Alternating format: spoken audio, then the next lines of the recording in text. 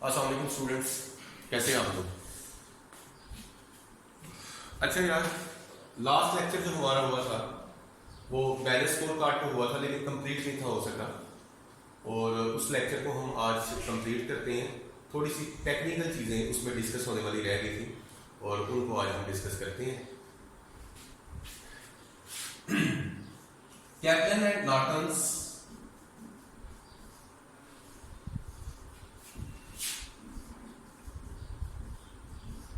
Balance score card.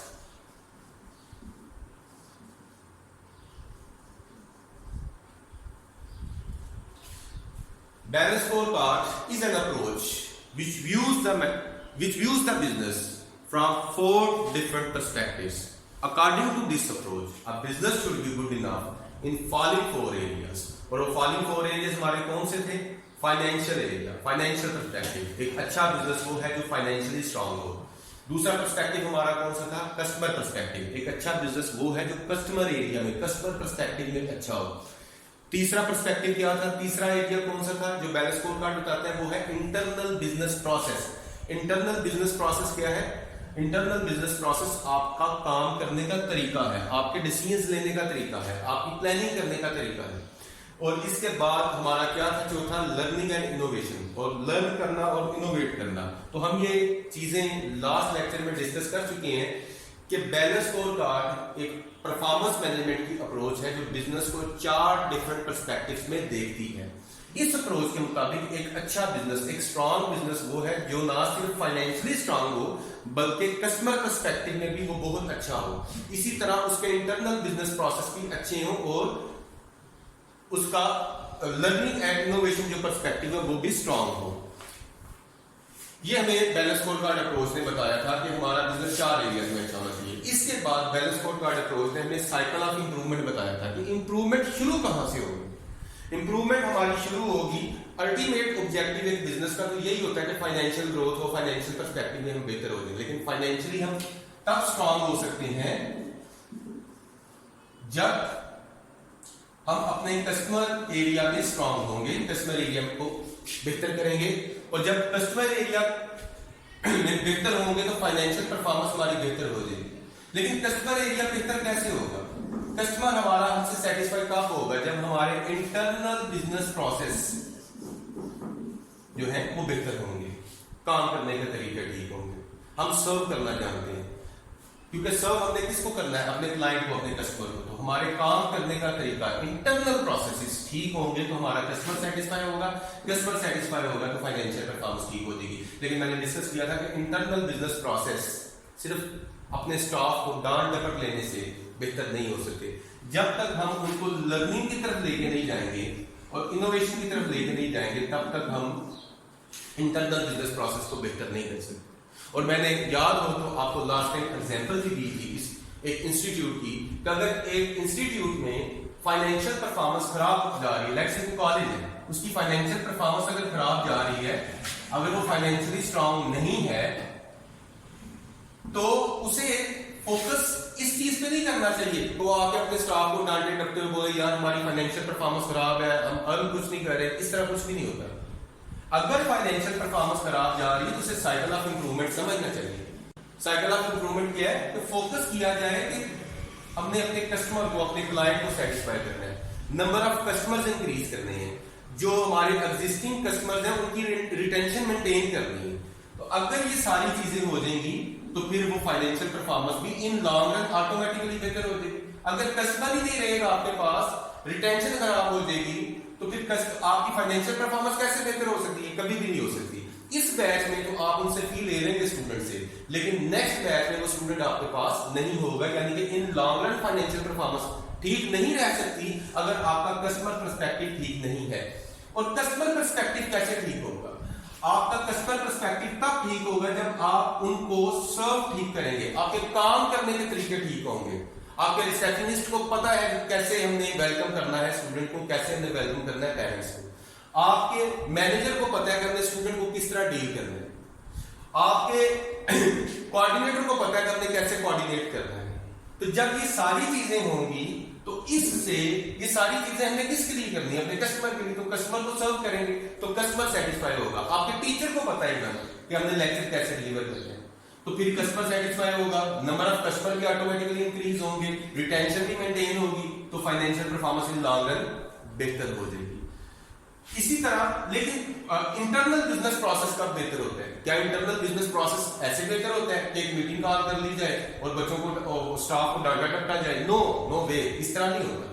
बल्कि internal business process को अगर बेहतर करना है तो जस्ट मीटिंग कॉल करके स्टाफ को बुरा भला कहने से कुछ नहीं होता, बल्कि आपको उनको लर्निंग की तरफ लेके जाना चाहिए, उनको ट्रेनिंग की तरफ लेके जाना चाहिए, और आपको उनकी ट्रेनिंग करवानी चाहिए, आपको कोई ट्रेनर बुलवा लेना चाहिए, तो ऑनलाइन ट्रेनिंग आपको ले लेनी चाहिए। व्हाटएवर, जो भी बहुत सारे मीडियम्स हैं कि आप उनकी ट्रेनिंग करवाएं, उनको लर्न करवाएं, तो लर्निंग के थ्रू आपका इंटरनल बिजनेस प्रोसेस ठीक होगा। लेट्स से जैसे मैं बोलता हूं टीचर को लेक्चर डिलीवर करना नहीं आता, उसकी ट्रेनिंग करवाएं। उसको जब आप किसी सीनियर टीचर से ट्रेनिंग करवा देंगे तो उससे क्या होगा, उसे लेक्चर डिलीवर करना आ जाएगा। इंटरनल बिजनेस प्रोसेस, काम करने का तरीका ठीक हो जाएगा। जब काम करने का तरीका ठीक होगा, लेक्चर डिलीवर करना आ जाएगा उस टीचर को, तो वो लेक्चर डिलीवर किसे किया जा रहा है? बेसिकली कस्टमर को।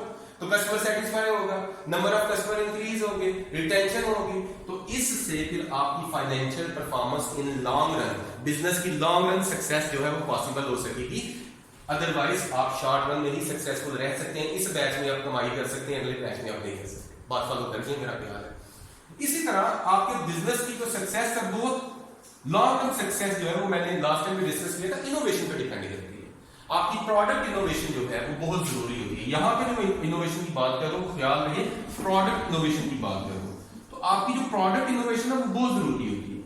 अगर आपकी प्रोडक्ट इनोवेशन नहीं होगी तो कस्टमर आपकी एक ही प्रोडक्ट बाय कर करके पॉसिबल है वो टायर्ड ऑफ हो जाए और वो कोशिश कर रहा हो या कोई और मार्केट में आए तो मैं वो प्रोडक्ट परचेज करूं, ये तो एक ही चीज है, एक ही प्रोडक्ट है, एक ही वर्जन है, नई कोई चीज ये लेके नहीं आते, तो वो कस्टमर आप वेट कर रहा होगा कि कोई कंपेटिटर आए, कोई न्यू एंट्रेंट आए, मैं वो चीज जो है वो और दूसरी तरफ जो है वो चला जाऊं। बात फॉलो कर रहे हैं कि नहीं कर रहे? तो इसलिए प्रोडक्ट इनोवेशन पे आपके बिजनेस की लॉन्ग टर्म सक्सेस जो है वो डिपेंड करती है प्रोडक्ट इनोवेशन के ऊपर।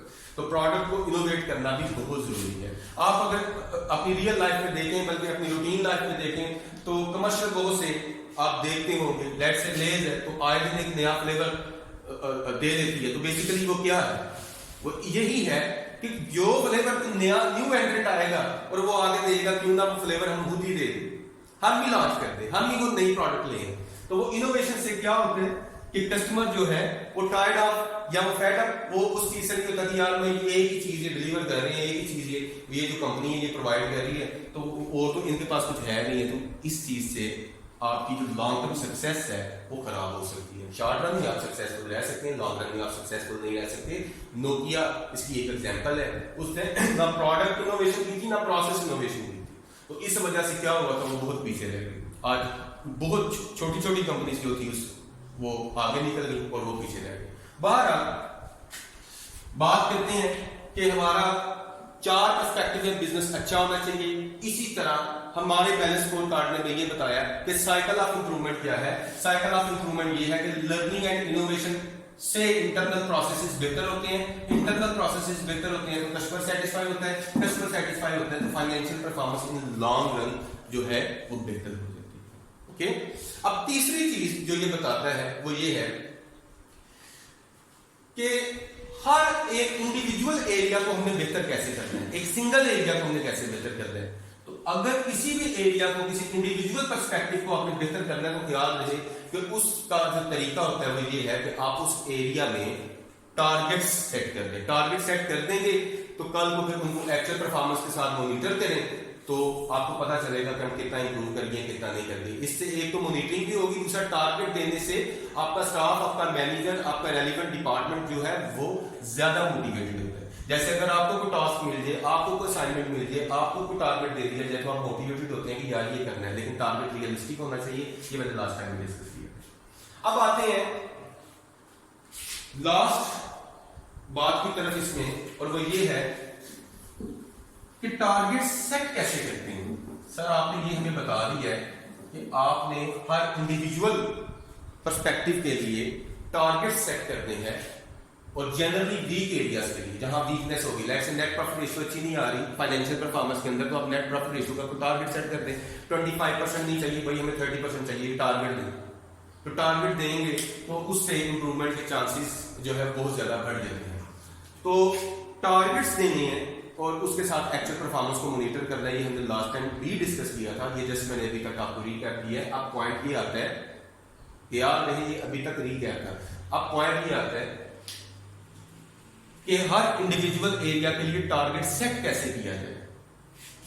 हर इंडिविजुअल एरिया के लिए टारगेट सेट कैसे किया जाए। फॉर एग्जांपल सर, अगर हम फाइनेंशियल पर्सपेक्टिव में बेहतर होना चाहते हैं, हम फाइनेंशियली स्ट्रांग होना चाहते हैं, हम चाहते हैं कि हमारा बिजनेस फाइनेंशियली बेहतर हो जाए, फाइनेंशियली स्ट्रांग हो जाए, तो सर उसके लिए आपने जो मेथड बताया वो ये है कि टारगेट सेट कर दें। तो सर टारगेट कैसे सेट करेंगे यार? वेरी सिंपल, आप देखें कि फाइनेंशियली आप कहां वीक जा रहे हैं, क्या प्रॉब्लम चल रही है, जीपी रेशियो कम आ रही है, नेट प्रॉफिट रेशियो कम आ रही है, ग्रोथ में कोई इशू है, कहां मसला है। जब आप प्रैक्टिकल लाइफ में होंगे, जब आप बिजनेस रन कर रहे होंगे, तो आपको ये चीजें एनालाइज करनी होंगी, आपको देखना होगा कि आप कहां वीक जा रहे हैं, और जहां वीक जा रहे हैं उसका टारगेट सेट कर दे। फॉर एग्जांपल मैंने एग्जांपल दिया कि नेट प्रॉफिट रेशियो हमारी कम आई है, जितनी हम एक्सपेक्ट कर रहे थे उतनी नहीं आई, तो उसका टारगेट देंगे, उसका टारगेट सेट करें और उसकी परफॉर्मेंस को मॉनिटर भी करें साथ में। बात फॉलो कर रहे हैं कि नहीं कर रहे? तो हमने टारगेट सेट करना, लेकिन सर टारगेट सेट किया जाए। बुक लाइफ में टारगेट कैसे सेट करेंगे? प्रैक्टिकल लाइफ में तो आप चीजें, बुक लाइफ में टारगेट कैसे सेट करेंगे? तो बुक लाइफ में टारगेट सेट करने का तरीका ये होगा कि आपने सिंपली एक क्वेश्चन पूछना है अपने आप से, उस क्वेश्चन का जो आंसर होगा वो आपके टारगेट्स होंगे। फॉर एग्जांपल अगर आप फाइनेंशियल पर्सपेक्टिव की बात करें ना, तो इसके अगर आपने टारगेट सेट करने हैं, तो मैं यहां पर पता क्या करूंगा, एक क्वेश्चन पूछूंगा, मैं एक क्वेश्चन पूछूंगा खुद से, और वो क्वेश्चन क्या होगा? वो क्वेश्चन ये होगा, how do we create wealth, how do we create wealth for our shareholders. हम अपने शेयर होल्डर्स के लिए वेल्थ को कैसे क्रिएट करें? How do we increase wealth for our shareholders, हम अपने शेयर होल्डर्स के लिए वेल्थ को कैसे इंक्रीज करें? फाइनेंशियल पर्सपेक्टिव तो यही है ना, फाइनेंशियल परफॉर्मेंस। फाइनेंशियल परफॉर्मेंस का ताल्लुक किसी चीज से, वेल्थ से ही है। तो हम अपनी वेल्थ को कैसे इंक्रीज करें जो हमने शेयर होल्डर्स के लिए? तो अब इस क्वेश्चन का जो आंसर आएगा, वो आंसर आपकी तरफ से क्या आएगा? लाजमी बात है वो कुछ यूं होगा, sir increase net profit ratio, net profit ratio increase कर दें सर। आप और क्या कर सकते हैं? इंक्रीज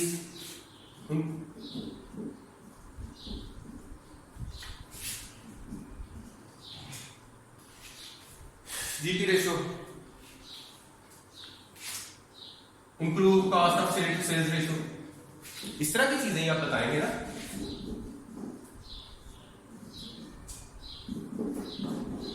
इसी तरह आप और क्या बता सकते हैं? आप ये भी बता सकते हैं कि सर इंप्रूव लिक्विडिटी, और लिक्विडिटी पता है ना, how well a business is managing it's short term cash position. और हम ये पढ़ चुके हुए हैं कि एक बिजनेस अपनी शॉर्ट टर्म कैश पोजीशन को कैसा मैनेज कर रहा है, इसको हम लिक्विडिटी कहते हैं, ऐसे ही ना। तो उसमें हमने कुछ रेशियोज भी पढ़ी थी, current asset over current liabilities, की हमारी करंट लायबिलिटीज को पूरा करने के लिए कितने करंट एसेट्स हैं, ओके। तो इसी तरह इंप्रूव लिक्विडिटी, ये सारी चीजें बेसिकली आपके आंसर्स आएंगे किस क्वेश्चन से, इस क्वेश्चन से। तो ये आपके टारगेट्स हो सकते हैं, ये आंसर आपके क्या हो सकते हैं? ये आंसर बेसिकली आपके टारगेट्स हैं। अब इसी तरह अगर हम बात करें कस्टमर पर्सपेक्टिव में, कि सर कस्टमर पर्सपेक्टिव में अगर हमें इंप्रूवमेंट लेके आनी है तो क्या करें भाई? टारगेट्स रखेंगे और क्या करना है, मैं पहले भी बता चुका हूं। लेकिन टारगेट सर हम कैसे सेट करेंगे? उसके लिए एक सिंपल क्वेश्चन आपने पूछना, किससे? उस क्वेश्चन का जो आंसर होगा वो आपके लिए टारगेट होगा। वो आप टारगेट रख सकते हैं, जरूरी नहीं कि ये सारे टारगेट्स रखें, ये भी ख्याल रखिए जो जिसकी जरूरत है। For example net profit ratio में कोई मसला नहीं था, तो हम क्यों उसको इंक्रीज करेंगे? बात तो लोग है। तो बहरहाल इसी तरह कस्टमर पर्सपेक्टिव में भी आपने एक सिंपल क्वेश्चन पूछना है, और वो ये कि which business is deemed good in this perspective या in customer perspective, कि कौन सा बिजनेस है कि जो इस पर्सपेक्टिव में अच्छा समझा जाता है। बात फॉलो कर रहे? सिंपल, मैं कहता हूं वो बिजनेस कस्टमर पर्सपेक्टिव में बहुत अच्छा है। सर वो क्यों, कौन, कैसे, हम कैसे कह सकते हैं वो कस्टमर एरिया में से? आप जरा सोचिए थोड़ी देर, कैसा बिजनेस होगा आप उसे कहेंगे कि यार ये बिजनेस कस्टमर एरिया में बहुत अच्छा है। लाजमी बात है, आप ऐसे बिजनेस की बात करेंगे जिसके पास नंबर ऑफ कस्टमर्स जो है वो ज्यादा है, जो न्यू कस्टमर्स को अट्रैक्ट करता है, जो रिटेंशन को मेंटेन करता है, वही बिजनेस कस्टमर एरिया में अच्छा होता है ना, और जो कस्टमर की एक्सपेक्टेशंस को पूरा करता है। और कस्टमर की एक्सपेक्टेशंस क्या होती हैं? कस्टमर की एक्सपेक्टेशंस यही होती हैं कि जो प्राइस है वो कम हो और क्वालिटी जो है वो अच्छी हो, जो सर्विस है वो अच्छी हो, टाइमली डिस्पैच हो, ऐसे ही है ना। तो हमें इस चीज का ख्याल रखना है कि कस्टमर पर्सपेक्टिव में जब आपने टारगेट सेट करना है तो कैसे सेट करना है कि आपने पूछना है कि कौन सा बिजनेस कस्टमर पर्सपेक्टिव में अच्छा समझा जाता है।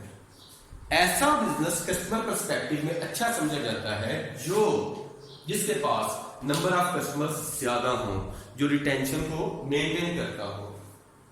ओके, इसी तरह जो रिड्यूस्ड प्राइस पे, लेस प्राइस पे गुड क्वालिटी प्रोडक्ट देता हो, जो रिस्पॉन्ड जल्दी करता हो, जो ऑन टाइम डिस्पैच करता हो। ओके हो गया? तो ये which business is deemed good in this perspective, तो कौन सा बिजनेस इस पर्सपेक्टिव में अच्छा समझा जाता है?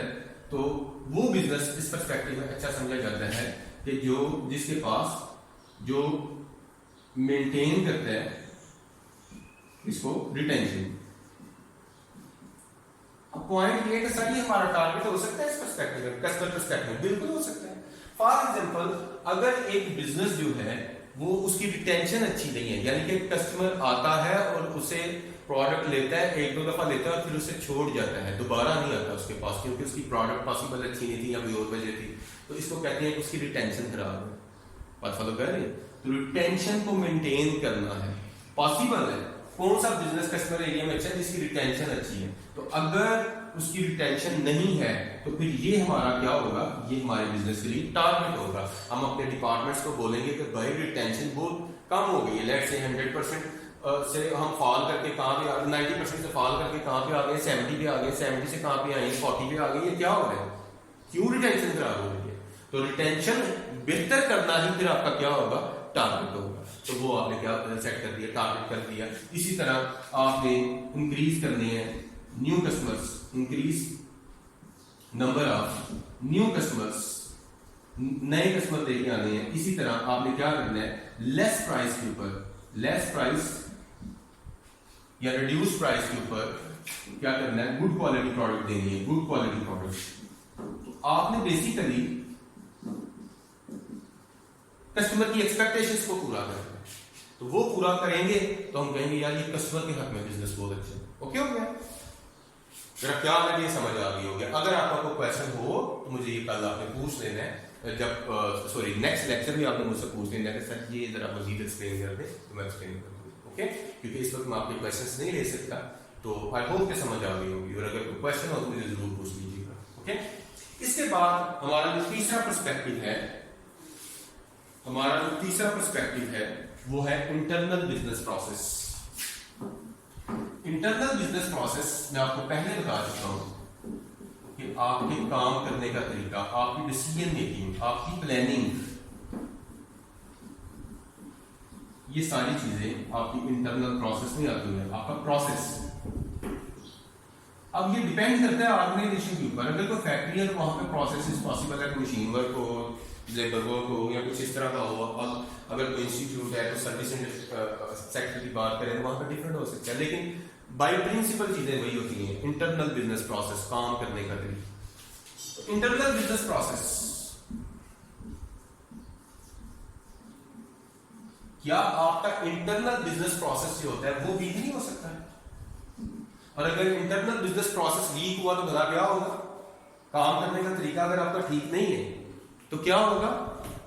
कस्टमर को आप अच्छा सर्व नहीं करेंगे, क्योंकि काम का तरीका ठीक है तो कस्टमर सर्व होगा, और कस्टमर सेटिस्फाइड होगा तो क्या होगा? फाइनेंशियल परफॉर्मेंस बेहतर होगी। इसका मतलब ये है कि इंटरनल बिजनेस प्रोसेस में भी तो वीक एरियाज हो सकती हैं, उनमें भी तो प्रॉब्लम्स हो सकती हैं, और अगर उनमें प्रॉब्लम्स हुई तो वो डायरेक्टली हिट किसको करेंगी? कस्टमर। इसका मतलब है इस पे भी हमने नजर रखनी है, और इस एरिया में भी जहां वीक जो हमारे वीक एरियाज है उनको हमने ठीक करना है। और ठीक कैसे करना है? दो ही बातें, सर टारगेट दे दें इनको और फिर कल को उनकी परफॉर्मेंस मॉनिटर करें। बात फॉलो कर रहे हैं कि नहीं कर रहे? तो हमने टारगेट दिया, तो टारगेट देने के लिए हमने क्या करना है? हमने एक क्वेश्चन पूछ लिया, तो मैंने पहले भी आपको बताया। अब वो क्वेश्चन क्या होगा? इंटरनल बिजनेस प्रोसेस, वो क्वेश्चन क्या होगा? वो क्वेश्चन होगा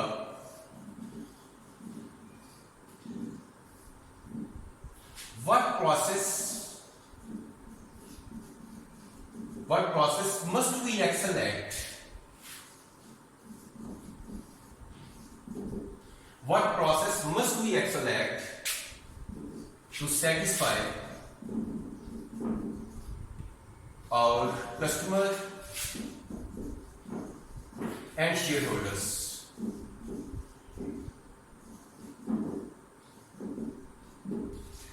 What process must we excel at? हमारे पास कौन सा प्रोसेस, किस तरह के प्रोसेसेस होने चाहिए, काम करने का तरीका क्या होना चाहिए कि जिससे हमारा कस्टमर भी सेटिस्फाई हो जाए और शेयर होल्डर भी सेटिस्फाई हो जाए। अब इसका जो आंसर आपके माइंड में आएगा वही आपके बेसिकली टारगेट्स होंगे। वो कई तरह के आपके आंसर माइंड में आ सकते हैं।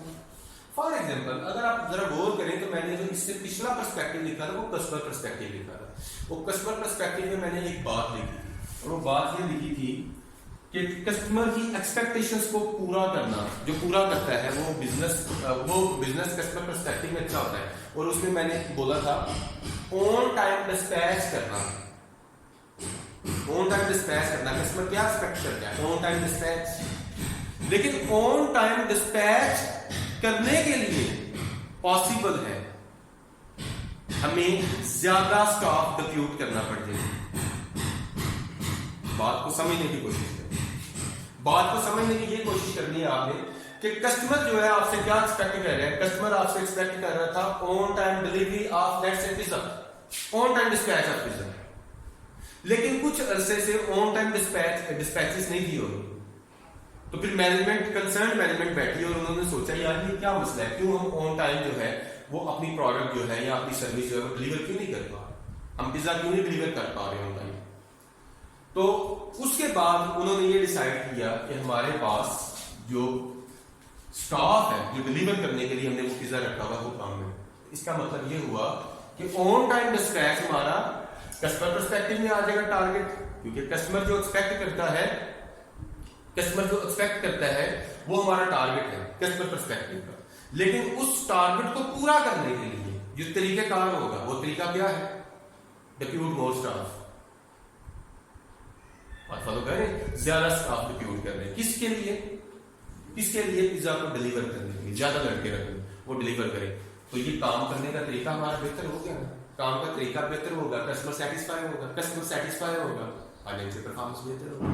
इसी तरह मैंने आपको ये बोला था कि आप लेस प्राइस पे, रिड्यूस्ड प्राइस पे गुड क्वालिटी प्रोडक्ट्स को, ये कस्टमर एक्सपेक्ट करता है। कस्टमर जो एक्सपेक्ट करता है वो हमारे किस पर्सपेक्टिव का टारगेट होता है? कस्टमर पर्सपेक्टिव का टारगेट होता है। अब इस टारगेट को पूरा करने का जो तरीकेकार होगा वो हमारा क्या होगा? इंटरनल बिजनेस प्रोसेस होगा। मतलब फॉर एग्जांपल, लेस प्राइस पे, रिड्यूस प्राइस पे गुड क्वालिटी प्रोडक्ट्स देनी है, तो मुझे ये बताएं कि प्राइस को रिड्यूस करना है, सेलिंग प्राइस को रिड्यूस करना है, तो उसका क्या तरीका होगा? अगर सेलिंग प्राइस को रिड्यूस करना है तो उसके लिए हमारी क्या चीज कम होनी चाहिए? कास्ट कम होनी चाहिए। कास्ट कम होगी तो सेलिंग प्राइस कम हो सकती है ना, तो कास्ट कम होनी चाहिए। अगर कास्ट कम होगी तो फिर हमारे जो है बात फॉलो कर रहे हैं। अब इसमें कास्ट कम करनी है तो फिर सेलिंग प्राइस हम कम कर सकते हैं। अगर कास्ट कम किए बगैर मैं सेलिंग प्राइस कम कर देता हूं, आप कहते हैं sir let's say selling price 100 है, कास्ट आपकी 60 है और 40 आप प्रॉफिट ले रहे थे या कंट्रीब्यूशन ले रहे थे, तो से सर हम ऐसा करते हैं कि प्राइस 90 कर देते हैं और कास्ट उधर ही है 60 है, तो प्रॉफिट कितना आ गया 30। इसमें क्या होगा, इसमें हमारे कस्टमर को कोई इशू नहीं होगा, हमारा कस्टमर तो मोर देन हैप्पी होगा, कस्टमर तो मोर देन हैप्पी होगा, हमारा कस्टमर जो है वो सेटिस्फाई हो जाएगा। लेकिन हमारा जो शेयर होल्डर है वो नाराज होगा, और शेयर होल्डर की सेटिस्फेक्शन जरूरी है क्योंकि उन्होंने इन्वेस्ट किया, उनकी सेटिस्फेक्शन जरूरी है। वो कहेंगे कि यार ये क्या बात फॉलो कर रहे हैं कि हमारी जो प्रॉफिटेबिलिटी रेशियो है वो कम होगी 30/90, अब पहले क्या था 40/100। तो लॉजिक समझ आया कि नहीं आया?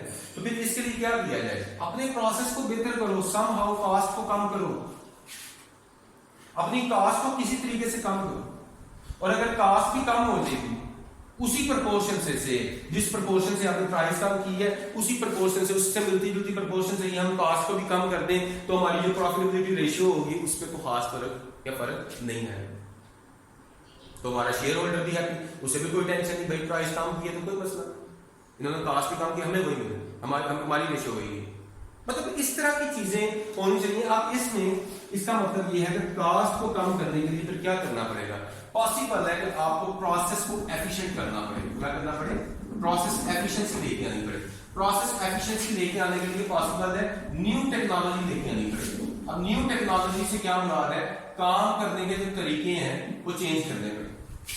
न्यू टेक्नोलॉजी होगी तो प्रोसेस एफिशिएंसी आएगी, प्रोसेस एफिशिएंसी आएगी तो कास्ट कम होगी, कास्ट कम होगी तो हम सेलिंग प्राइस को भी कम कर सकेंगे। बात फॉलो कर रहे हैं, जिससे हमारा कस्टमर भी खुश हो जाएगा और शेयर होल्डर भी नाराज नहीं हो। तो प्रोसेस एफिशिएंसी लेके आने के लिए पॉसिबल है न्यू टेक्नोलॉजी लेके आनी पड़ेगी। मतलब मशीन लेट से पहले हम मैनुअल वर्क करते थे, लेबर इंटेंसिव हमारा डिपार्टमेंट था, लेबर इंटेंसिव डिपार्टमेंट था, तो अब हमने क्या किया, वहां पे मशीन्स ले आए। अब मशीन्स ले आए तो मशीन्स लेके आने की वजह से क्या होगा, टाइम पर यूनिट रिड्यूस हो जाएगा, टाइम पर यूनिट रिड्यूस होगा और प्रोडक्टिविटी ज्यादा हो जाएगी। प्रोडक्टिविटी ज्यादा होगी तो पॉसिबल है हमारी जो कास्ट पर यूनिट है वो क्या हो जाए, कम होगी। कास्ट पर यूनिट कम होगी तो हम सेलिंग प्राइस को भी रिड्यूस कर सकते हैं, सेलिंग प्राइस रिड्यूस करेंगे कस्टमर खुश। बात फॉलो कर रहे हैं कि नहीं कर रहे? तो मेरा ख्याल है कि एक आपको आइडिया मिल गया होगा कि हमने इंटरनल बिजनेस प्रोसेस को भी बेहतर करना है। हमारा business internal business process perspective में भी स्ट्रांग होना चाहिए, काम करने के तरीके ठीक होने चाहिए। तो हमने उसके लिए क्या करना है, उसके लिए यही करना है कि हमने अपने जो प्रोसेसेस हैं वो हमारा टारगेट हो सकता है, हमारा पॉसिबल टारगेट है कि हम प्रोसेस एफिशिएंसी लेके आए, न्यू टेक्नोलॉजी इंट्रोड्यूस करवाएं, या पॉसिबल है साइकिल टाइम रिड्यूस करें। साइकिल टाइम रिड्यूस करने से क्या मुराद होता है, production time per unit reduce करना या सर्विस टाइम जो है वो रिड्यूस करना। तो cycle time per unit reduce करना है, production time per unit reduce करना है, तो मेरे ख्याल से उसमें मशीन वर्क बहुत जरूरी होता है। बात फॉलो कर रहे हैं? अगर लेट्स से मैं एक जस्ट एग्जांपल दे रहा हूं, ऐसा होता नहीं है, अब बोल दो पिज्जा डिलीवर करने पहले लेट्स से जो आपने स्टाफ रखा था वो साइकिल पे जाता था, बाइसिकल साइकिल पे जाता था, अब आप इनको बाइक्स दे देंगे, जल्दी डिलीवर होगा कि नहीं होगा? यही काम, यही सोच आपकी इंटरनल बिजनेस प्रोसेस में भी होनी चाहिए। आपने प्रोसेस एफिशिएंसी लेके आनी है, तो प्रोसेस एफिशिएंसी लेके आनी है, रिड्यूस करना पड़ सकता है आपको क्या चीज, cycle time per unit, cycle time per unit. और इसी तरह आपको पॉसिबल है डिप्यूट मोर स्टाफ, आपको ज्यादा स्टाफ जो है वो डिप्यूट करना पड़ जाए इसके ऊपर, टू डिलीवर एनीथिंग, जो भी चीज आप सोच सकते हैं। जैसे मैंने पिज्जा की बात की थी, पिज्जा भी कह सकते हैं। तो पिज्जा डिलीवर करने के लिए हमने ज्यादा स्टाफ डिलीवर कर दिया, ज्यादा स्टाफ डिप्यूट कर दिया, तो उससे क्या होगा, आपका जो पिज्जा डिलीवरी है वो जल्दी हो जाएगी, कस्टमर सेटिस्फाई होगी। होप के इस पर्सपेक्टिव की भी समझ आ गई हो। तो आपने इसके बाद आना है लर्निंग एंड इनोवेशन के ऊपर। अब लर्निंग एंड इनोवेशन के ऊपर आते हैं, तो लर्निंग एंड इनोवेशन में भी हमारा बिजनेस जो है वो स्ट्रांग होना चाहिए, और उसमें आपने क्या क्वेश्चन पूछना है, उसमें आपने क्वेश्चन पूछना है, टारगेट सेट करने के लिए क्वेश्चन पूछा जाता है। Learning and innovation, learning and innovation, याद रहे कि आपके बिजनेस की जो फ्यूचर की सक्सेस है वो डिपेंड इसके ऊपर करती है कि आप कितना लर्न करते हो और आप कितना इनोवेट करते हो, कितनी प्रोडक्ट इनोवेशन लेके आते हो। अगर आप प्रोडक्ट इनोवेशन लेके नहीं आते और आप लर्न भी नहीं करते, जाहिर लर्न करेंगे तो इनोवेशन आएगी, आप कुछ लर्न ही नहीं कर रहे तो इनोवेशन कहां से आएगी? तो लर्निंग से लर्न और इनोवेशन जो है, इस गेम को हम इकट्ठा डिस्कस कर लेते हैं। लर्निंग और इनोवेशन होना बहुत जरूरी है। किसके लिए? अगर आप चाहते हैं कि हमारा business in long run future में भी सक्सेसफुल हो। करंटली आपका बिजनेस सक्सेसफुल हो सकता है अगर आपके इंटरनल बिजनेस प्रोसेस ठीक है, अगर आपके कस्टमर नंबर ऑफ कस्टमर ज्यादा है, रिटेंशन भी ठीक है, फाइनेंशियल परफॉर्मेंस भी ठीक है, लेकिन पॉसिबल है कि इन लॉन्ग रन आपका बिजनेस सक्सेस की तरफ ना जा सके। क्यों? क्योंकि ना तो आप लर्न कर रहे, ना आप इनोवेट कर रहे। लर्निंग किसके लिए? इनोवेट करने के लिए। बात फॉलो कर रहे हैं? तो लर्निंग एंड इनोवेशन, तो इस एरिया को भी आपने बेहतर करना है। तो इस एरिया को बेहतर करने के लिए क्या करना पड़ेगा? टारगेट सेट करना पड़ेगा। लेकिन टारगेट सेट करने के लिए आपने क्या पूछना है? अपने आप से एक क्वेश्चन पूछना है। उस क्वेश्चन का जो आंसर होगा वो आपका टारगेट होगा, वो आपका पॉसिबल टारगेट होगा। अब वो क्वेश्चन क्या है? हाउ डू वी क्रिएट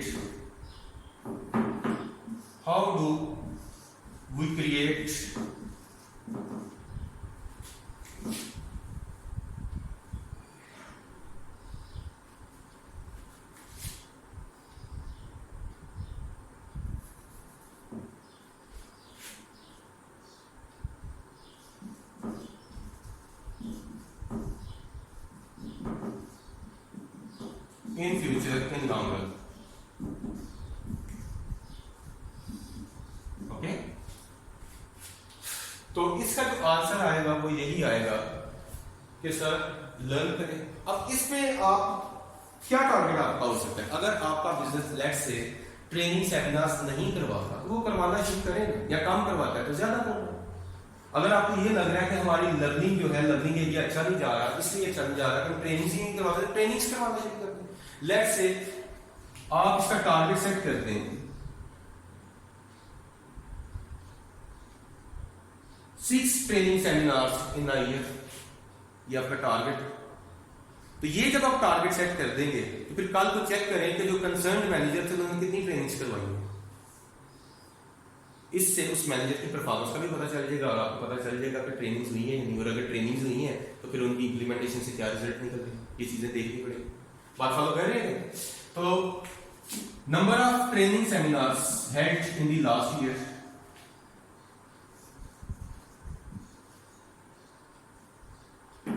इसी तरह आप और क्या देख सकते हैं? Number of new products launch,